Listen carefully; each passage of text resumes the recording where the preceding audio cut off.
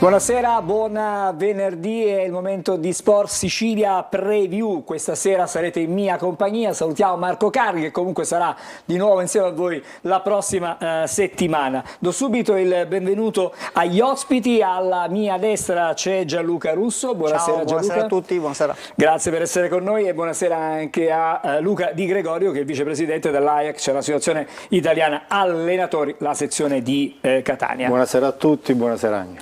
Grazie, allora il primo dei collegamenti anche lo attiviamo e salutiamo, diamo il benvenuto a Michele Fini. Buonasera Michele. Fra un po' lo sentiremo, in questo momento l'immagine si è bloccata, quindi andremo da lui fra non molto. Perché Michele Fini è intuitivo, è chiaro, perché il ricordo che tutti gli sportivi hanno chiaramente di un Taranto-Catania di moltissimi anni fa, Michele, effettivamente è un ricordo che tutti, mentre ti vediamo praticamente conquistare una tua posizione all'interno, sei allo stadio, insomma non ti sei allontanato, non ti sei allontanato no, da questo mondo, assolutamente. Allora no, dicevo, stavo ricordando e stavo dicendo che c'è questo Catania-Taranto di un bel po' di anni fa e tu sei legato in maniera particolare, gli sportivi catanesi sono legati a quella partita. E se tu mi permetti vorrei chiedere alla regia di mandare questa clip che abbiamo preparato e poi magari parleremo della partita di domenica ricordando e proiettandoci proprio alla sfida dello Iacovone. Vediamo il contributo.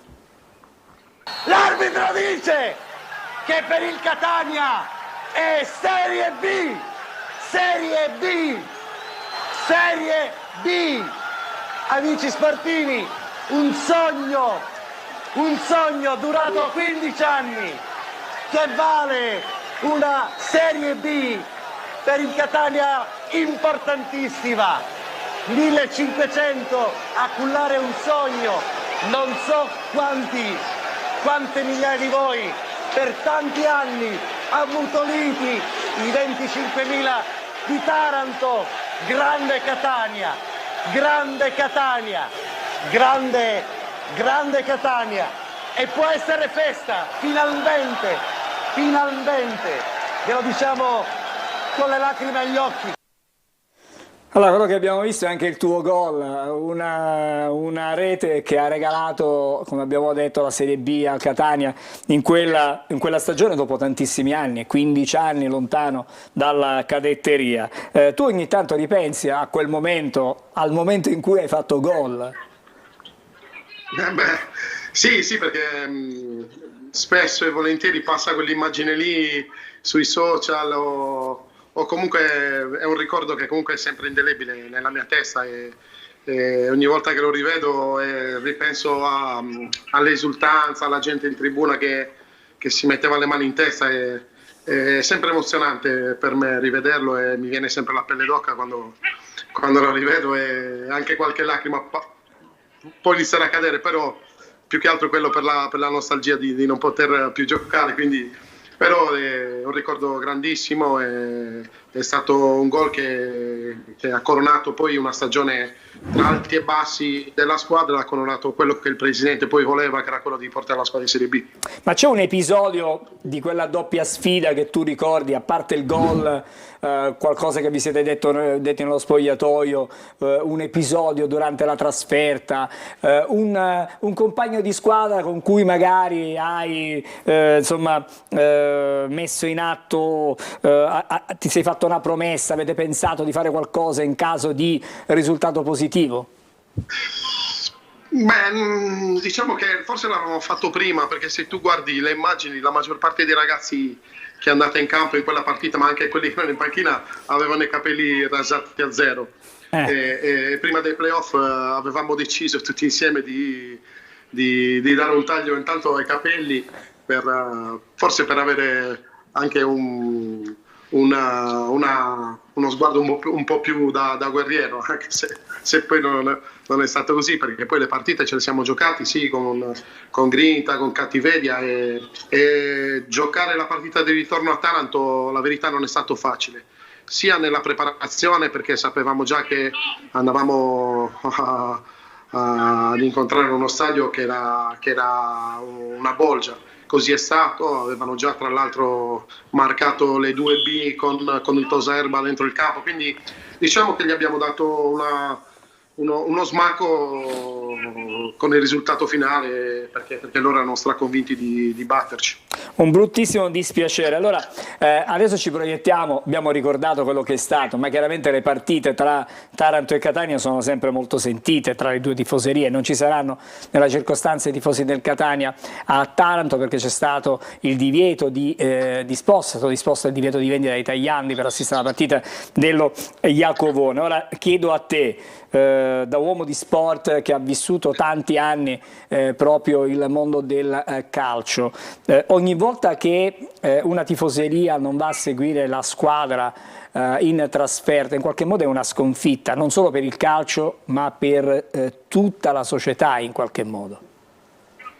Certo, sì, il sistema calcio è quello che va a perdere, perché se ancora oggi nel 2024 si vieta alla tifoseria di muoversi, evidentemente non ci sono o non sono state create ancora le condizioni di sicurezza per garantire una visione di una partita di calcio. Questo sinceramente è abbastanza assurdo. Ovvio che alcune partite, soprattutto di cartello, come potrebbe essere questa tra Catania e Taranto, rispetto ad altre magari potrebbero essere, tra virgolette, un pochino più pericolose da quel punto di vista, però vietare completamente l'accesso, secondo me questo non fa bene al calcio, in qualsiasi categoria, da quelle più grandi alle categorie inferiori, quindi è una sconfitta per tutto il sistema del calcio, non solo per una società. La partita di domenica è una partita chiave, soprattutto per il Catania. Perché per il Catania? Perché indubbiamente la stagione fino adesso non ha dato grandi soddisfazioni. Settimana scorsa, domenica scorsa, il Catania in qualche modo si è presa una piccola rivincita, una dopo tantissime gare non andate come forse sarebbero dovute andare o come ci si auspicava anche da parte della dirigenza. Nel programmare una stagione bisogna stare attenti a moltissimi fattori. È chiaro che questa società è una società nuova rispetto a quella in cui hai giocato tu, è nata l'anno passato, per la prima volta si approccia al campionato professionistico, pur avendo comunque all'interno uomini che hanno vissuto, che vivono di sport, ma le difficoltà nel campionato di Serie C sono sempre dietro l'angolo, è un campionato anomalo, particolare. Sì, è come dici tu, e soprattutto quando giochi per il Catania e indossi quella maglia lì, sai già che devi dare il 200%, perché chi ti affronta, chi gioca contro di te ti vuole battere, perché io mi ricordo in quei 3 anni che ho fatto lì a Catania, c'era proprio la rincorsa a volerci battere, soprattutto nel campionato di Serie C dove eri la squadra che doveva vincere il campionato, doveva ammazzare tutti, dovevi fare, quindi non è semplice. Io mi metto molte volte nei panni dei ragazzi e dico, cioè, è difficile giocare poi con tutta quella gente che va allo stadio, che segue la squadra, che potrebbe essere un vantaggio in alcuni momenti e potrebbe essere uno svantaggio in altri. Quindi secondo me ora però diciamo che non c'è più il tempo di pensare a queste cose qua, ora c'è una parte di campionato importante dove bisogna tirar fuori tutto quello che si ha per quantomeno centrare i playoff, anche se bisogna sempre guardarsi anche alle spalle, questo è ovvio. Michele, allora ci avviamo alla conclusione di questo nostro colloquio, questa tua partecipazione alla nostra trasmissione. Ci dici qual è secondo te però la differenza, se tu riesci a coglierla, tra la Serie C che hai giocato tu e quella che vedi oggi tu, perché quella l'hai vissuta sul campo, questa la vedi soltanto in TV, la vedi dalle immagini. Guarda, sinceramente c'è tanta qualità. Io seguo anche dall'estero dove lavoro, ho la possibilità di seguire le partite, mi è spesso capitato di seguire il Catania, ho seguito la Torres, ho seguito qualche partita dell'Avellino, un po' guardo le mie ex squadre che fanno, no? È sicuramente un campionato più proiettato verso i giovani, dove c'è più spazio per i giovani. Prima secondo me c'erano più squadre esperte, nel senso con giocatori più esperti, quindi è un campionato molto, molto diverso. Ora vedi tanti errori che si commettono per ingenuità o troppa giovinezza, no? E quindi in passato invece le sfide erano un po' più toste, perché entravi dentro spogliatoi dove c'erano delle persone che ti facevano anche capire bene cosa significava indossare. Io faccio l'esempio del Catania, indossare la maglia del Catania.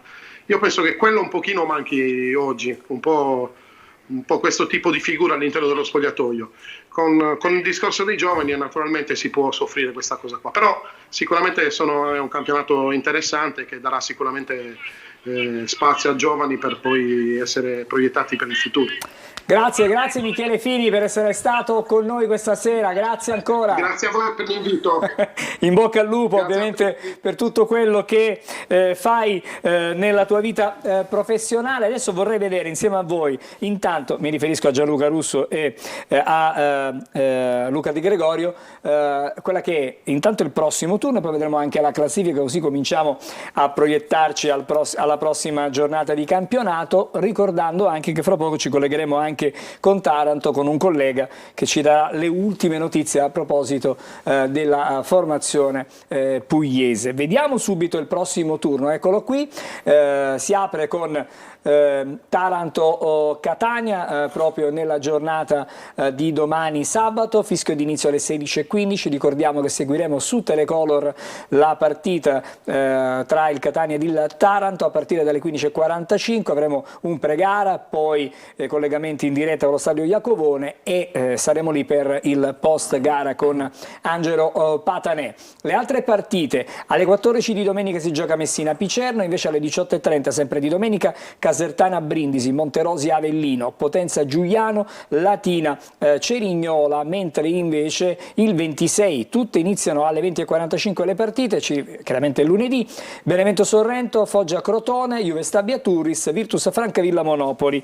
La classifica del campionato di Serie C, relativamente evidentemente alle giornate già giocate, vedete in testa c'è la Juve Stabia con 55 punti, ha fatto il voto o quasi, il Picerno segue a 6 lunghezze 49, Avellino 48, così come il Benevento, Taranto, prossimo avversario del Catania, 46 punti, Casertana 44, 43 punti per il Crotone, 40 Latina, 39 Giuliano e Sorrento, poi a 37 Cerignola, 35 il Messina, Catania 34, Potenza e Foggia 32, a 28 qui comincia la zona quella calda e a rischio, Turris 28, Monopoli 23, Virtus Francavilla 22, Monterosi 19, il Brindisi e Fanalino di coda con 17 punti. Allora, le considerazioni che possiamo fare sulla classifica, nel frattempo perfezioniamo e ditemi quando abbiamo il collegamento con il collega Enrico Losito di Taranto. Inizio con Luca Di Gregorio.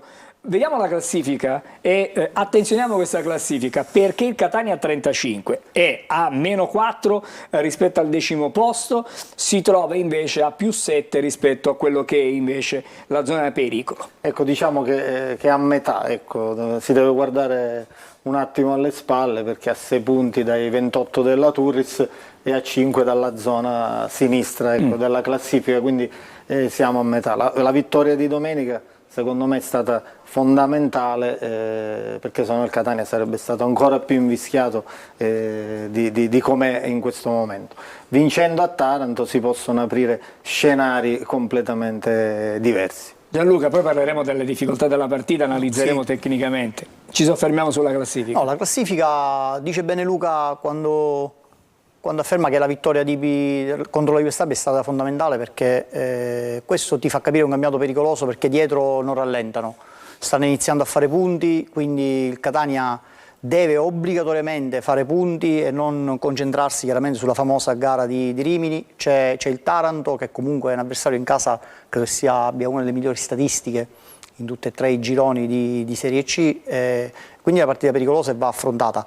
È chiaro che hanno dato una bella svolta con la gara con la Juve Stabia, perché possiamo dire che la Juve Stabia non è questa, loro hanno fatto sì che la Juve Stabia non esprimesse il proprio gioco e quindi è stato doppiamente bravo il Catania, quindi l'hanno preparata bene, hanno vinto e hanno fatto in modo che la Juve Stabia non diventasse pericolosa, perché è una squadra attrezzatissima e se gli permetti di giocare ti fa veramente male. E quindi partiamo da là, dico, affrontiamo il Taranto col piglio giusto e chissà. Vorrei fare una riflessione con voi su quello che è stato il mercato del Catania nella sessione invernale. Si è chiuso all'inizio di questo mese, quindi c'è stato tutto il mese di gennaio per poter operare. Sono stati 13 e li vediamo anche con il supporto della grafica i nuovi acquisti, quindi una vera rivoluzione, una rivoluzione tecnica totale con questi giocatori che in realtà però non abbiamo visto tutti quanti in campo o quantomeno una rivoluzione nella formazione base, perché qualcuno è arrivato con un piccolo infortunio, qualcuno avrebbe dovuto e sta ancora lavorando per recuperare la migliore condizione fisica. Tutto questo potrà certamente servire, potrà giovare alla Catania nella prospettiva di questo finale di stagione a cui facciamo riferimento, cioè le ultime partite di campionato e diceva prima Luca la partita di Coppa Italia, la semifinale di ritorno con il Rimini, che si giocherà in uno stadio Massino praticamente tutto esaurito, sold out, non ci sono più posti per poter comprare, non ci sono più biglietti disponibili da comprare, quindi questi vediamo i giocatori, eccolo qui, l'elenco è piuttosto completo. Si va da Nana Welbeck sino ad Emanuele Ndoi, che è l'ultimo arrivato, c'è un'opzione anche per il rinnovo per quest'ultimo, però ci sono rinforzi in tutte le zone del campo, centrocampo, in porta c'è stata la necessità di prendere anche un portiere per l'infortunio di Beters, in attacco. Luca. Sì, hai detto bene tu Angelo, questa è un'altra squadra, leggendo i nomi qua c'è un'altra squadra, hai detto una cosa giusta, per assemblare tutti questi calciatori ci vuole un po' di tempo, ecco.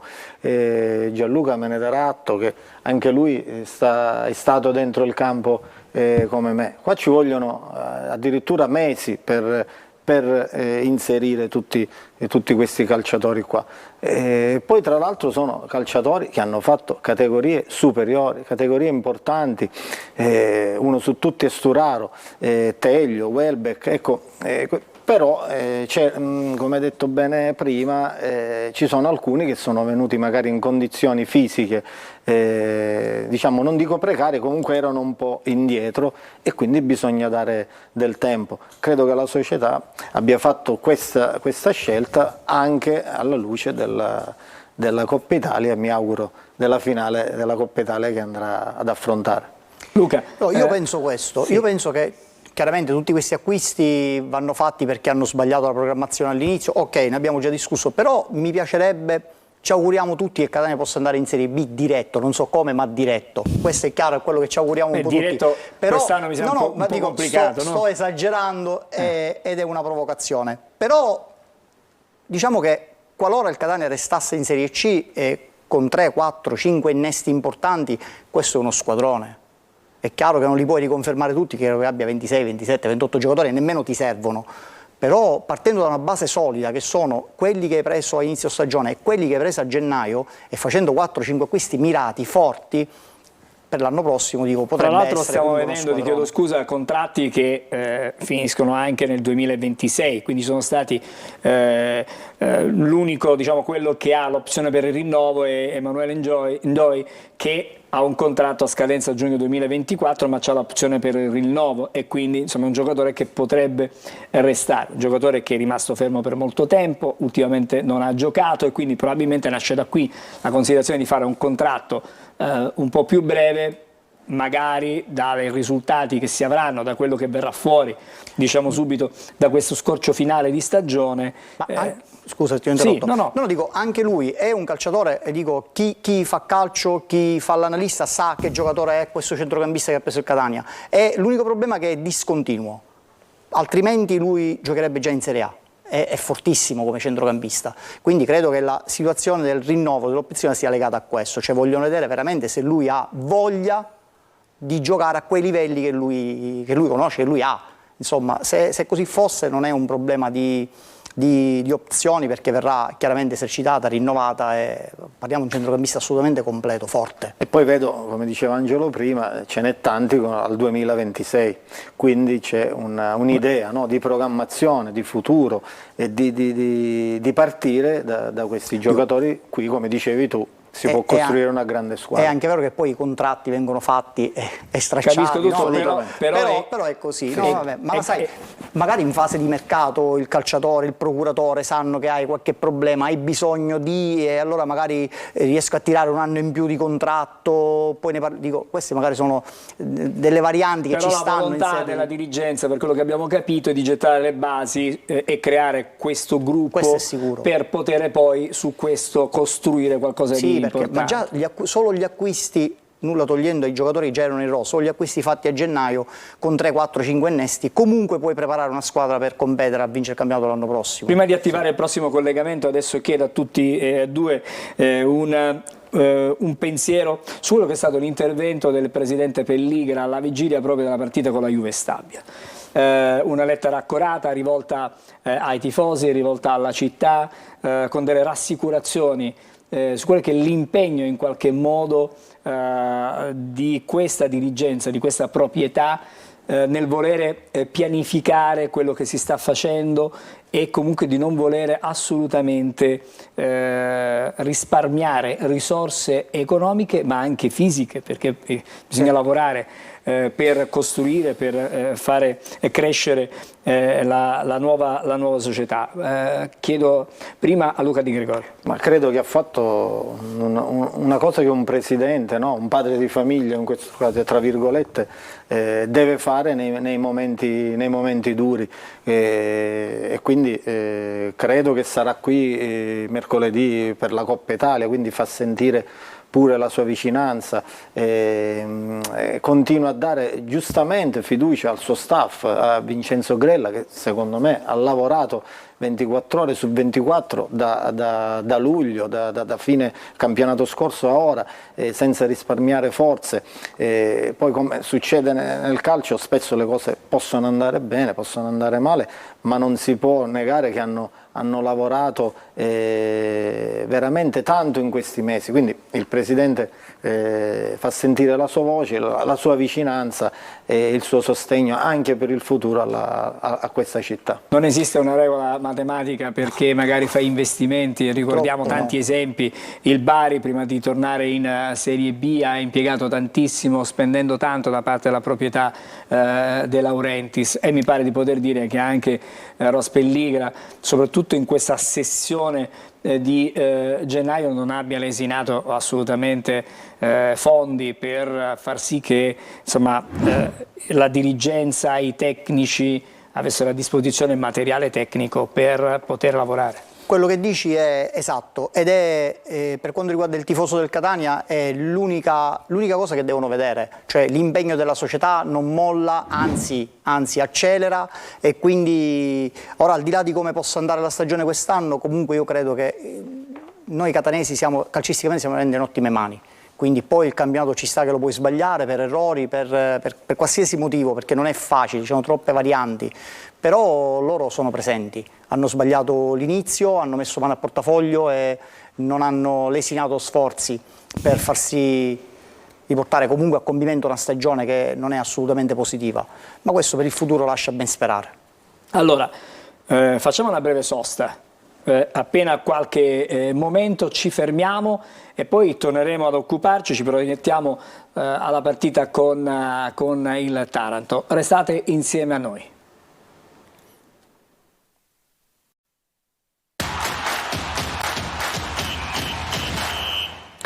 Allora, Sport Sicilia Preview, torniamo di nuovo insieme e attiviamo il collegamento con Taranto, con il collega Enrico Losito. Buonasera Enrico. Buonasera a voi. Io mi scuso per la postazione di fortuna perché sono fermo in auto. Vabbè, ti comprendiamo, starei lavorando, magari ci concederai questi 5 minuti in modo da poter aprire una finestra sul Taranto. Tu lavori per Tutto Sport, per Blue Note e segui il Taranto. E che cosa ci puoi dire rispetto per l'appunto alla formazione che poi andremo a svelare fra non molto intanto, però ci sono novità, ci dobbiamo aspettare delle novità? Certo, le novità, innanzitutto oggi c'è stata la conferenza stampa che abbiamo seguito di Mister Capuano. Chiaramente l'assente, che sarà poi l'assente principale del Taranto, è Canutè, che come sapete bene sarà squalificato. Il mister durante la conferenza stampa, che è durata poco più di 40 minuti, non ha svelato molto come è suo uso sulla formazione e in qualche modo ha mischiato le carte anche sul modulo, lasciando comunque intendere che chiaramente potrebbe anche cambiare il 3-5-2. Questa è una sensazione che abbiamo avuto noi, il 3-5-2 che tra l'altro aveva utilizzato proprio a sorpresa nella trasferta di Crotone, per poi cambiare nel secondo tempo in 3-4-3. Per quanto riguarda la formazione che mi chiedevi, sicuramente ci sarà Vannucchi tra i pali, rientrerà Luciani in difesa con Miceli a comandare il reparto. Poi a sinistra, anzi al centro-sinistra, c'è il dubbio, ci potrebbe essere Riggio oppure Enrici. Per quanto riguarda il centrocampo, i due esterni, a questo punto io la sto modulando sul 3-4-3, la formazione del Taranto, a destra Vaglietti, a sinistra Ferrara, con i due interni che potrebbero essere Calvano e Matera. E poi il tridente d'attacco, e qui anche sul discorso di Bifulco ha lasciato sostanzialmente dei dubbi. Anche il mister ha detto bisogna vedere se giocherà dall'inizio o lo metterò in corso d'opera. È sicuramente un tridente che sarà tutto da scoprire. Io vi azzardo al posto di Canutè un Orlando che scalpita dal primo minuto, che potrebbe anche fare una staffetta durante la gara con Fabbro per esempio. E poi in attacco come centravanti c'è il grande ballottaggio. Anche qui mister Capuano ha svelato in conferenza stampa che al momento preferirebbe una staffetta tra De Marchi e Simeri, quindi bisognerà vedere chi deciderà di schierare dall'inizio. Certo, l'impatto di De Marchi è stato ottimo a Crotone, quindi io immagino a questo punto un De Marchi dal primo minuto e Simeri che li potrebbe subentrare, mentre nel tridente a quel punto, al di là della pretattica di mister Capuano, azzardo un Bifulco dal primo minuto. Allora, ci hai dato e hai spoilerato in qualche modo quella che può essere la formazione di domani del Taranto. Visto che ci siamo, possiamo vedere un po' di statistiche a confronto per quanto riguarda le grafiche e possiamo vedere diciamo le due squadre, eccole qui a confronto. Luca. Sì, è da notare subito che i gol, per esempio i gol subiti dal Taranto di testa sono veramente tanti, quindi poi in analisi saremo un po' più dettagliati facendo vedere le immagini. Occupa infatti la 55esima posizione nei 3 gironi di Serie C. Di contro è una squadra che prende pochi gol da fuori area, ma questo era prevedibile perché comunque le squadre di Capuano comunque fanno molta pressione in fase di non possesso.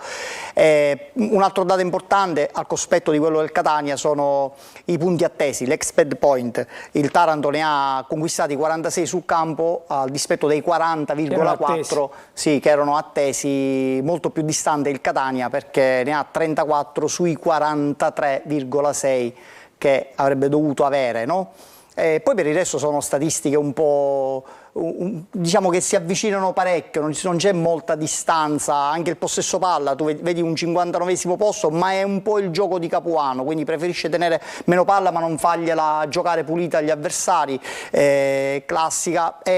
Un'altra statistica questa volta veramente a vantaggio del Catania sono i duelli difensivi vinti. Diciamo, il Catania è secondo perché non viene molto impiegato nell'uno contro uno, ma quando succede il 63,9% di duelli difensivi vinti è un dato veramente importante. Volevo vedere anche le ultime gare giocate dal Taranto, visto che ci siamo, e ne parliamo anche con Enrico, quindi vediamo le ultime partite, sono le ultime 5 se non vedo male. Infatti fatti, il pari con il Benevento, la vittoria sul Monterosi, un altro pareggio quello col Cerignola, la vittoria sul Giuliano e c'è il pari con il Crotone. Alla fine sono 3 pareggi e 2 vittorie, questo è il ruolino del Taranto. Cosa ci puoi dire rispetto a queste prestazioni, Enrico? Sicuramente avete fotografato benissimo, io sono amante delle statistiche, anche se vi dico la verità non le so fare. Mi sarebbe piaciuto molto vedere anche i punti conquistati dal Taranto in casa, perché il Taranto ne ha conquistati davvero tanti, e anche i gol realizzati dal Taranto su palla inattiva. Chiaramente i dati sono inconfutabili, quest'anno c'è una situazione però in controtendenza, che è quella del Taranto di Capuano rispetto a quello dell'anno scorso, che comunque aveva una qualità di organico oggettivamente inferiore a quella di quest'anno. Il Taranto quest'anno, a dispetto del possesso palla, è un po' più propositivo, però subisce tanti gol. Al di là dei gol subiti da palla inattiva, che però diventano poi la forza in attacco, il Taranto oggettivamente ha subito troppi gol in senso assoluto e troppi gol su palla inattiva. È chiaro che c'è qualcosa che non quadra nel sistema difensivo del Taranto, e questo non è attribuibile sicuramente alla partenza di Antonini, perché il Taranto comunque subiva gol anche prima. C'è però un dato estremamente positivo,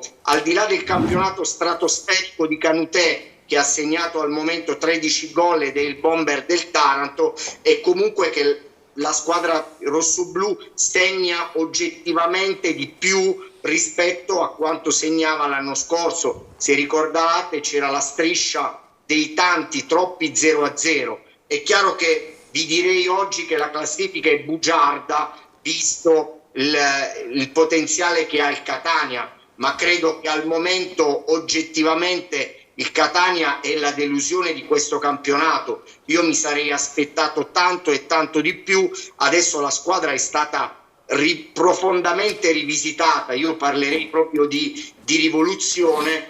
Credo che comunque il Catania, al di là della partita di domenica, stia puntando moltissimo in chiave playoff, e credo che su questo siate d'accordo anche voi, sul discorso legato alla Coppa Italia. Sono d'accordo, siamo tutti d'accordo su questo progetto. Prima di salutarti c'è una nota negativa che vogliamo evidenziare e sollevare. Con me in studio, oltre a Gianluca Russo, che ha già avuto modo di sentire, c'è anche Luca Di Gregorio, che è il vicepresidente della sezione catanese della Associazione Italiana Arbitri. Luca, allenatore, chiedo scusa, prima di entrare in studio dicevamo che alcuni comportamenti vanno stigmatizzati. Ci riferiamo ad un post che è apparso su un sito di Taranto, che evidentemente non fa bene al calcio, non fa bene a tutti noi, non fa bene soprattutto ai rapporti poi che si possono instaurare tra le tifoserie. Sarebbe il caso che Luca vuole dire qualcosa, sarebbe il caso per quanto mi riguarda che intervenisse l'ordine a censurare quanto è accaduto. Luca invece ha un suo pensiero che vuole esprimere. Il mio pensiero è che già ci sono problemi appunto di trasferte in tutta Italia, queste partite sono vietate, il pubblico per esempio i catanesi non possono andare a Taranto o al contrario i tarantini non possono venire qua, ma quando si va oltre, no, a insultare o comunque a offendere una città, come è stato fatto, io da catanese per quello che ho letto mi sento offeso, no? Quando si insulta la patrona della città, che non c'entra niente col calcio evidentemente. Quindi io credo che il sindaco di Taranto, il presidente del Taranto dovrebbero scusarsi con la mia città, con la città di Catania e con la società, perché offendere appunto fino a questo livello, che non c'entra appunto col calcio, mi pare eccessivo, non ha nulla a che vedere col calcio e con lo sport. Quindi io da catanese mi sento profondamente offeso. Vorrei sentire Enrico brevemente su questo. Sì, allora, guarda, io il post non l'ho letto direttamente, ma vi devo dire la verità che mi è arrivato. Non l'ho letto, so però a grandi linee qual è il contenuto. Mi pare che sia stata offesa la Sant'Agata, mi pare, Sì. giusto? Sì, che per noi è una cosa intoccabile per un catanese. Al di là dell'essere o non essere religiosi, è chiaro che è un comportamento dal quale assolutamente bisogna prendere le distanze. Se volete chiedermi questo, credo che sia assolutamente doveroso, così come bisogna prendere le distanze da tutti gli sfottò che hanno riguardato Taranto, i tifosi del Taranto, quando si è trattato di parlare di grande industria, di inquinamento e di Ilva. È chiaro che queste cose purtroppo ne continuiamo a parlare, non dovrebbero accadere, ma purtroppo accadono. Accadono perché la mamma degli stupidi, vi sto banalizzando il concetto, ma è questo, è sempre gravida, e purtroppo ci sono persone. Il mondo del social è bello, il mondo del web è bello, però purtroppo dà la possibilità a tutti di scrivere di tutto. Quindi è chiaro che se mi chiedete di prendere le distanze da certi tipi di atteggiamenti, è chiaro che è fuori di dubbio che non si offende una città e non si offende ovviamente un patrono, una patrona, così come non si offendono le morti per cancro provocate dall'Ilva, perché in passato è accaduto anche questo ai tarantini. Io sono tarantino e quindi bisogna stigmatizzare assolutamente questi atteggiamenti che assolutamente vanno oltre il calcio e lo sfottò. Grazie Enrico, sei stato davvero così cortese e comunque diciamo così disponibile per intervenire nella nostra trasmissione. Ti auguriamo intanto un buon lavoro e buon proseguimento chiaramente del tuo lavoro anche nella giornata, se non è finita lavorativamente parlando. Assolutamente. Assolutamente. Benissimo, grazie allora, grazie. Io chiuderei questo segmento di trasmissione andando, grazie ad Enrico Enrico Losito, che è giornalista di Taranto, collega giornalista di Taranto. Adesso noi sentiamo brevemente una battuta di Ezio Capuano e poi torneremo a parlare invece di tattica e parleremo con Gianluca Russo proprio di alcuni aspetti. Intanto sentiamo questo contributo. Mi sembra che le occasioni più notevoli, 1-0, parlo del primo tempo, le ha avute il Taranto. Se poi vi abbiamo concesso, chiedo venia, se poi abbiamo concesso il palleggio in orizzontale, giocando contro 3-5-2, io lo concedo a tutte le squadre, ma non è mai entrato dentro. Il Crotone non ha fatto un tiro in porta se non quel cross dal fondo dove noi abbiamo difeso male. Quindi parliamo del primo tempo, noi 3-5-2, bassi per andare negli spazi, abbiamo avuto 3 palle gol 1-0, o avrò visto un'altra partita, oppure se ho visto in maniera diversa le chiedo umilmente scusa.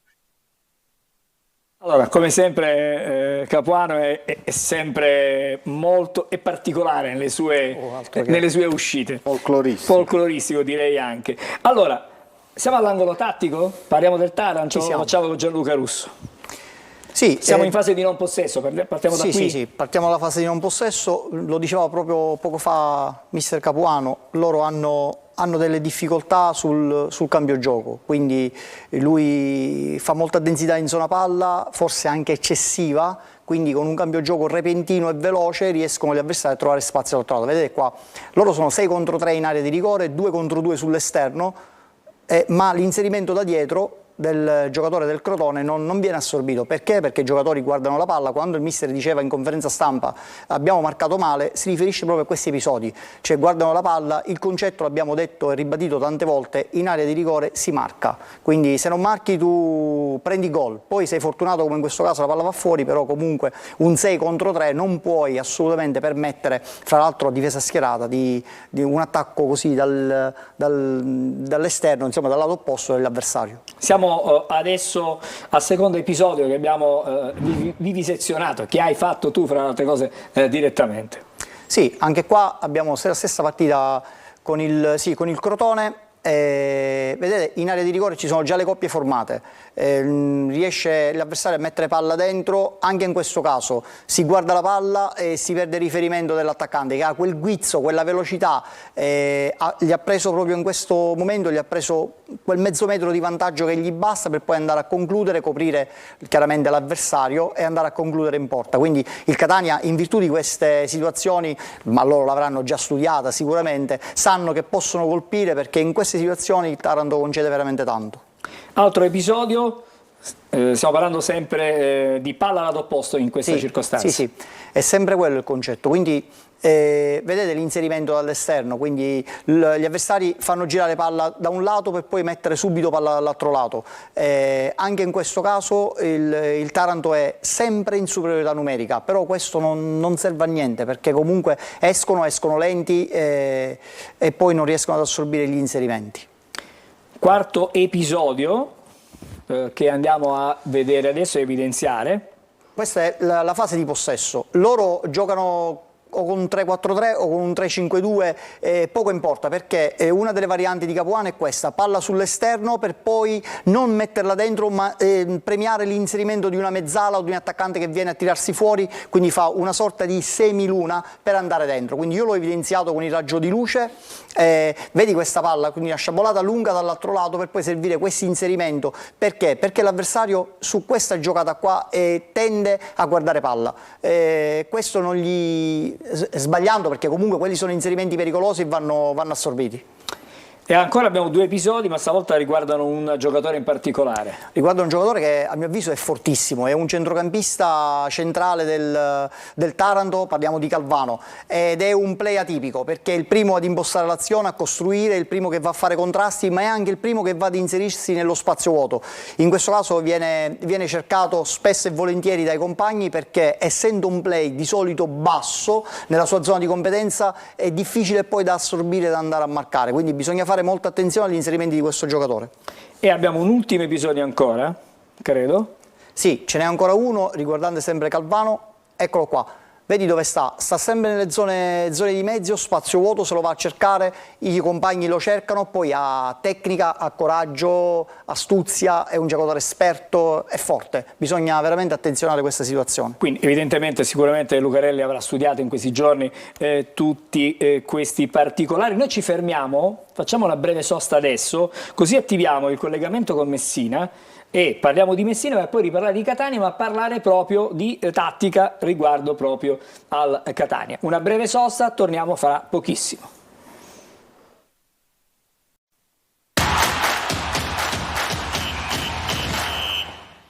Allora, eccoci di nuovo insieme a Sport Sicilia Preview con Luca Di Gregorio. Ci avviamo verso quella che è una fase della stagione direi decisiva. Il Catania forse finalmente è riuscito a trovare, speriamo, la quadratura di questo cerchio, perché la squadra vista in campo contro la Juve Stabia ha dato la sensazione di aver trovato, come dire, la voglia che forse prima mancava. Sì, la voglia, la determinazione, comunque ha dato l'impressione di poterla giocare alla pari in questo caso con la prima in classifica, e quindi ecco, continuare su questa striscia positiva non solo di risultati ma di gioco, di determinazione e di voglia. Ecco, questo è anche un buon viatico rispetto alla partita di mercoledì, prima domani con il Taranto e poi la partita di mercoledì. Può essere, ecco, una striscia positiva che può portare fino a fine stagione. Una partita che ha riacceso l'entusiasmo, tanto che abbiamo detto non ci sono più biglietti disponibili per la partita. Assolutamente, sì, abbiamo avuto un po' tutti, anche noi in federazione, a fare gli accrediti, quindi questa è una partita, io dico, un pubblico da Serie A. Sarà pure la RAI, credo che sarà collegata con questa partita di mercoledì, quindi il Catania sotto questo punto di vista la città continua a rispondere, io dico sempre a livello di Serie A. Cosa ha portato la partita con la Juve Stabia da un punto di vista tattico di diverso rispetto a quello che era stato il Catania in precedenza? Ma guarda, di solito nel calcio si dice finita una partita giri pagina perché quella non ti può dare più niente, però noi questa volta facciamo un'eccezione.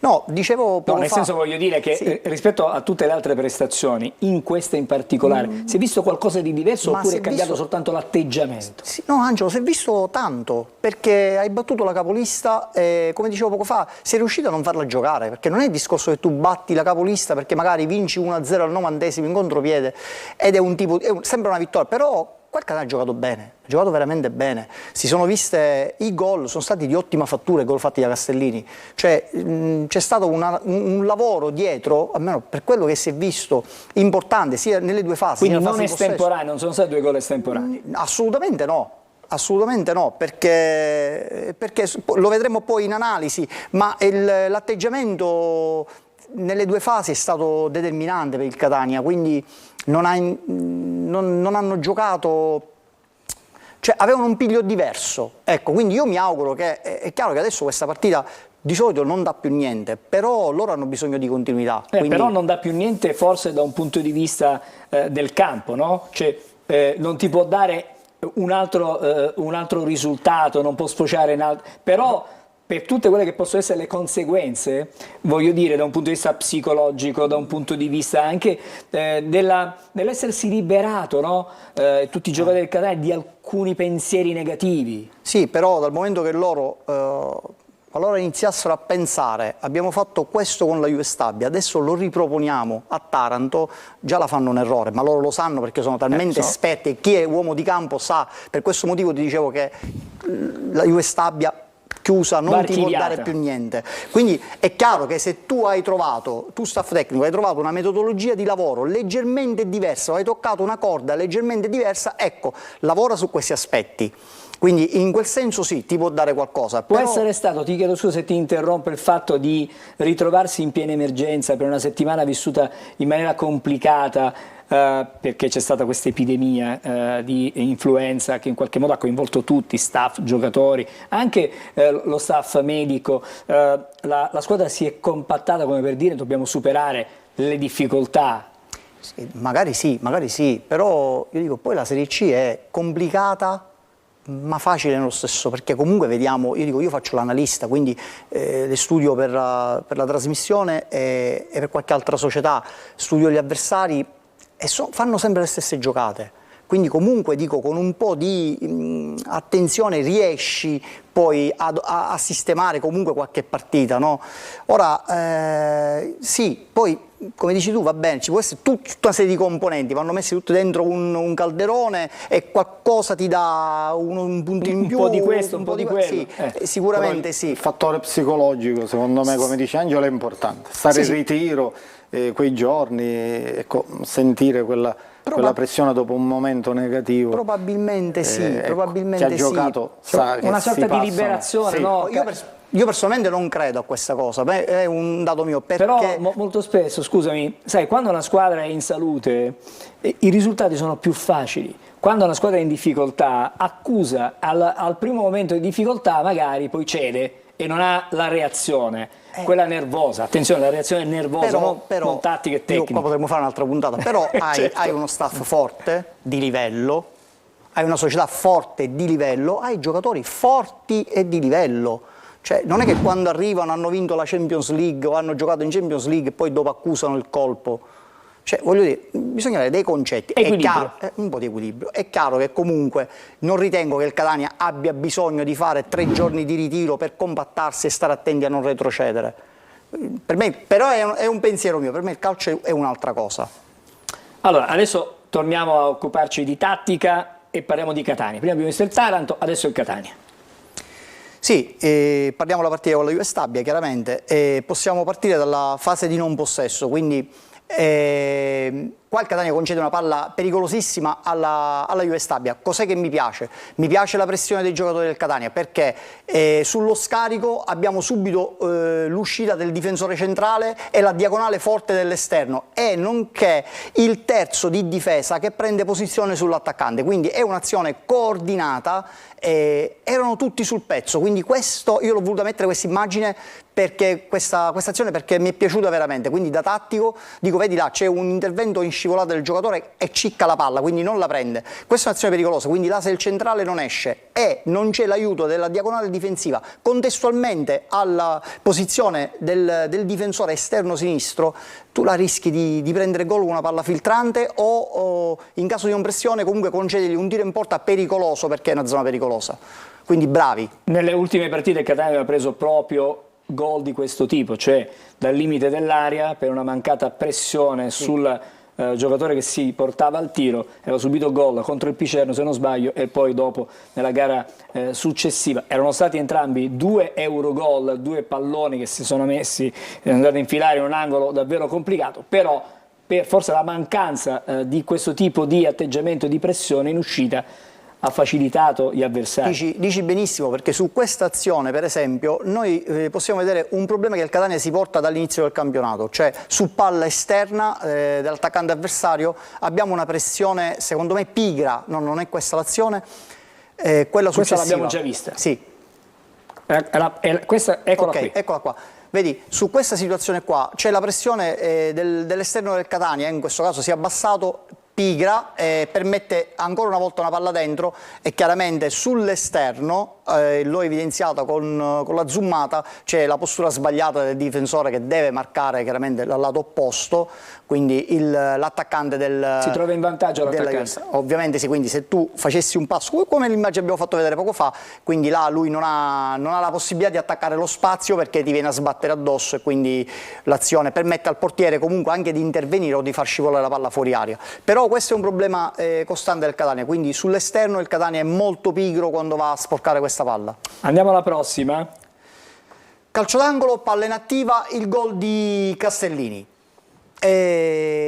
Allora il discorso è questo, gol di ottima fattura, scontro una difesa zona e la palla va attaccata col cono difensivo, quindi immaginate che davanti agli occhi del difensore c'è un cono e quindi è quello dove deve andare a colpire la palla, quindi fai un passo avanti per attaccare la palla. Quella zona dove ha attaccato Castellini è la zona più scoperta della difesa zona, perché là tu sei alle spalle del palo vertice e quindi è prima dell'inizio del castello difensivo, quello c'è sempre il binario, è chiaro che ci sono sempre dei blocchi anche in difesa. Sì, far arrivare comunque una palla là con i giri giusti e i tempi giusti è difficilissimo, quindi però peraltro è stato bravissimo, messo un pallone con il contagiro, poi hanno la qualità, quindi quando arrivi là, dico Luca lo sa, è stato un grande attaccante, quindi quando arrivi là con una difesa zona e trovi una palla del genere è gol. C'è poco da fare, quindi bravi. Però hai detto una cosa giustissima, se Peralta non la mette perfetta, no, questo gol è impossibile, anche perché Castellini sembra andare a cercare il punto giusto dove andare a colpire. Il secondo gol di Castellini adesso vediamo.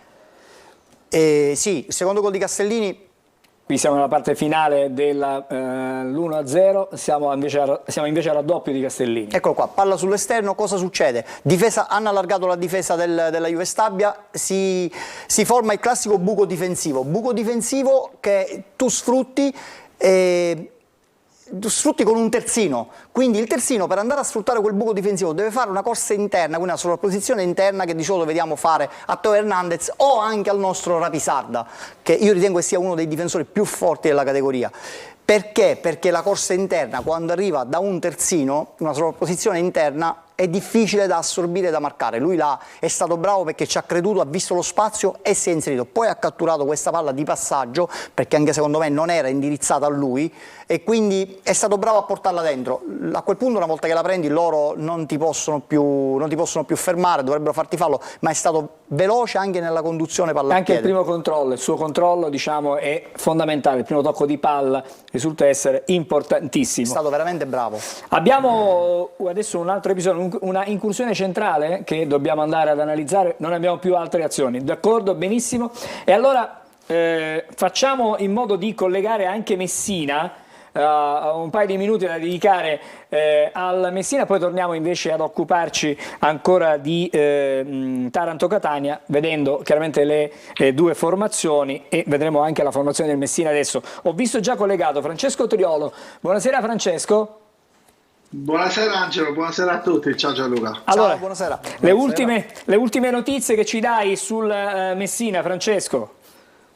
Le ultime notizie tiro sul Messiere di una squadra che ha grande voglia di riscatto dopo la sconfitta contro il Giuliano. È una squadra che si sta allenando in maniera serrata. Stamattina l'ultima seduta, diciamo, prima della rifinitura in programma domani al Franco Scoglio, arriva la seconda forza del campionato, il Picerno, e il Messina sai bene che con le grandi si è sempre esaltata. Qualche difficoltà c'è per Plescia, che ha svolto lavoro a parte, anche Pacciardi è difficile che venga recuperato, però su Plescia Modica spera di recuperarlo in vista della partita col Picerno, al limite per andare in panchina. Nella formazione l'avevamo messo titolare, soltanto non che è questa la formazione che dovrebbe andare, però va bene uguale, dovrebbe esserci la giornata Luciani infatti al posto di Plescia. Vabbè, comunque queste sono le ultime notizie.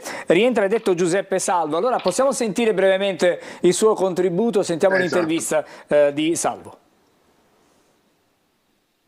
Ma sicuramente con la voglia di rifarci dopo l'ultima sconfitta.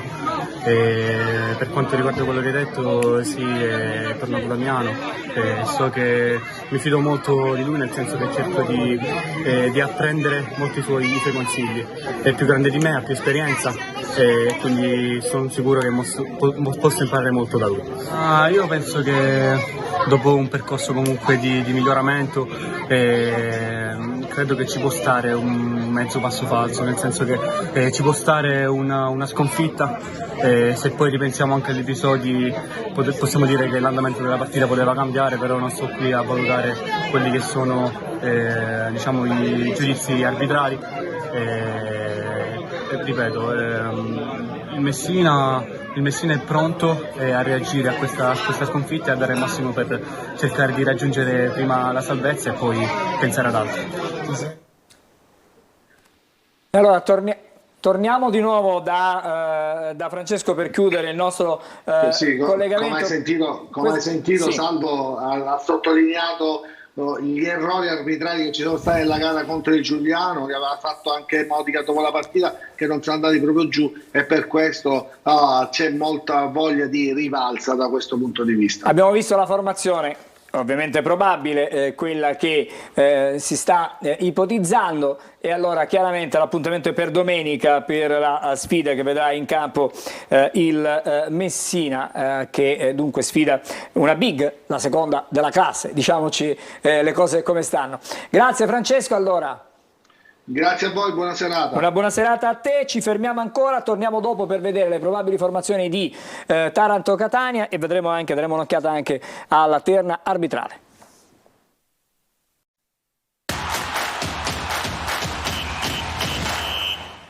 Siamo ormai dentro all'ultimo segmento di Sport Sicilia Preview, e allora in questa parte di trasmissione, che è anche l'ultima, come detto, analizziamo le probabili formazioni. Partiamo dal Taranto, in qualche modo ce l'ha anticipata prima il collega di Taranto, Enrico Rosito. Dovrebbe giocare, secondo chiaramente quelle che sono le ultime indiscrezioni, con un 3-4-3. Non ci sarà però Canutè, che è il giocatore diciamo più pericoloso lì davanti. Ci potrebbero essere anche delle alternative, perché indubbiamente Capuano in qualche modo vorrà a darsi delle alternative. Insomma, Simeri ha il ballottaggio con De Marchi, ma ci possono essere anche altre alternative. Chiedo intanto a Luca Di Gregorio, sarà un Taranto votato all'assalto secondo te contro il Catania? Perché 3-4-3 è una formazione piuttosto sbilanciata. Ma sì, sicuramente, come dicevi tu, Capuano è un marpione, no? in queste categorie. Ha fatto anche nella conferenza stampa, come diceva il tuo collega di Taranto, ha fatto pretattica.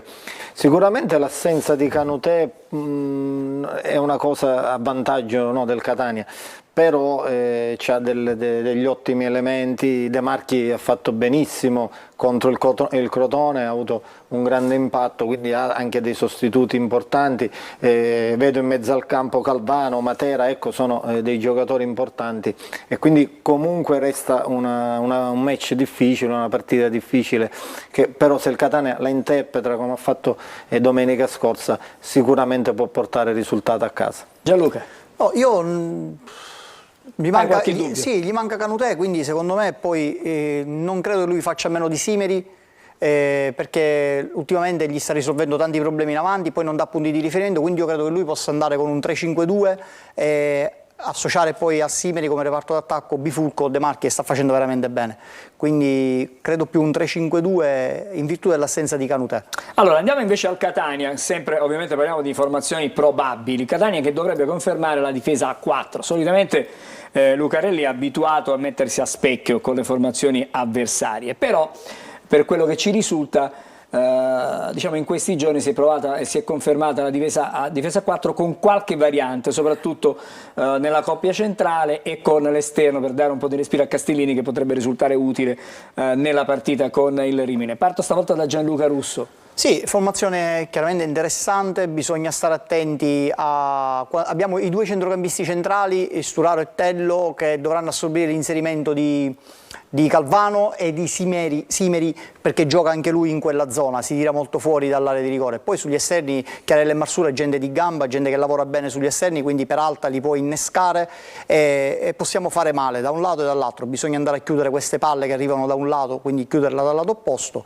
Costantino speriamo che riesca a prenderne una finalmente e a gioire per il gol, perché gli manca veramente da tanto tempo, e quindi sì, formazione certo buona. Ci sono delle alternative, perché Marsura potrebbe essere sostituito da Cicerelli, oppure che ne so, Chiarella potrebbe giocare Chiricò. Costantino sì, è in vantaggio, ma non è escluso che Di Carmine possa in ogni caso fare un'ispezione di partita, sempre per una questione di minutaggio, e anche il nuovo acquisto Ndoi potrebbe giocare e avere un ritaglio di partita, perché poi c'è, ricordiamo, la semifinale di Coppa Italia con il Rimini. Sì, sicuramente l'analisi tua è giusta, anche quella di Gianluca. Questa è una formazione messa in campo anche guardando a mercoledì, vuoi o non vuoi, un allenatore si fa anche i suoi calcoli, e quindi diciamo un turnover, un piccolo turnover ci sarà sicuramente rispetto alla partita di mercoledì. Stiamo ipotizzando, ovviamente, sono sempre delle ipotesi di formazione quelle che stiamo facendo. Facciamo adesso un focus anche sulla terna arbitrale, che adesso potremmo anche seguire in grafica. L'arbitro Silvia Gasperotti di Rovereto sarà supportata da Alessio Miccoli di Lanciano e Edoardo Maria Brunetti di Milano. Questa è, diciamo, la terna arbitrale. Abbiamo, prima di chiudere la nostra trasmissione, da vedere anche la top 11 della Serie C della Lega Pro, del girone meridionale chiaramente, e per questo adesso vado da Gianluca Russo. Sì, come tutte le settimane abbiamo stilato questa formazione che è frutto, come dicevamo, delle migliori statistiche per ruolo dei giocatori. Una formazione, se abbiamo possibilità di vederla. Adesso arriva, adesso a momenti la dovremmo intravedere, è una delle ultime grafiche che abbiamo girato in regia, e quindi con ogni probabilità forse eccola qui. Perfetto. Una formazione schierata col 4-3, dove c'è una predominanza chiaramente della Juve Stabia, con Tiam in porta, Bellic, Mignanelli e Leone a centrocampo, e poi un trio d'attacco molto interessante formato da Sgarbi e Mausso del Messina ed Andrea della Casertana. Quindi è una formazione importante, forte, una bella squadra. Volevo sentire anche di Gregorio. No, forse mancava Castellini. Probabilmente perché sì, no, ma alla luce delle ultime prestazioni. Però dico, l'avevamo detto nelle altre puntate, la top 11 non è riferita a quello che succede nell'ultima giornata, ma è una statistica ruolo per ruolo di tutto il campionato. Ma credo che comunque Castellini merita in ogni caso, fa parte di questo gruppo, naturalmente. Sì, ovviamente sì. Allora, siamo arrivati davvero alla conclusione. Gli appuntamenti devo ricordarli perché ce ne sono tanti. Domani c'è diretta stadio, cominciamo come già ricordato alle 15:45, andremo avanti praticamente sino a ridosso del telegiornale delle 19 su Telecolor. Vi faremo vivere il prepartita, il post gara e poi chiaramente le interviste, e vedremo dunque, seguiremo con grande attenzione questa partita. Lunedì torniamo con Corner, che arriva quasi a cavallo tra la partita di campionato e quella di Coppa Italia, partita di Coppa Italia che seguiremo con edizione speciale di Diretta Stadio lunedì sera, quindi saremo qui a raccontare il match e torniamo poi con Corner sempre giovedì all'indomani della partita di Coppa Italia. Ma non è finita, perché venerdì torna Marco Carli, questa è una promessa, con Sport Sicilia Preview. Siamo arrivati alla fine. Grazie davvero a Luca Di Gregorio. Grazie a voi e un saluto ai telespettatori. E grazie anche a Gianluca Russo. Grazie Angelo, buonasera a Luca e buonasera a tutti. Una buona serata a tutti voi, a domani con Diretta Stadio intanto.